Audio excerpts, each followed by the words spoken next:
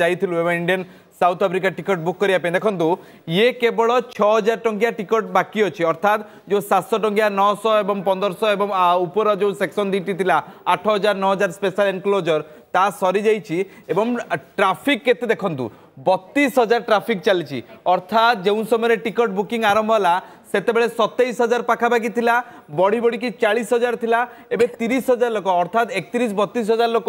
एबे भी वेबसाइट रे अछंदी अपेक्षा करिसंदी जे काले तांकु भी किछि टिकट मिलिबो 2000 टिकट पई बा 2000 टे मात्र टिकट अछि एपड देखंतु जो जो गैलरी रे टिकट गुडी को थिला यूची गैलरी 2 एसी गैलरी 2 जोडे के एसी बॉक्स थाए साधारणतः या टिकट टिके डिमांड अधिका थिला 8000 टका थिला पवेलियन पटटा थिला एवं ये केवल स्पेशल एनक्लोजर टे जो 6000 टंकिया टिकट सी बाकी अछि गैलरी 5 4 3 2 1 सब किसी सरी जाइए कॉर्पोरेट बॉक्स ऑलरेडी बुक्ड अच्छी जोटा कि स्पेशल 18000 टिकट मध्य आ गोटे देखा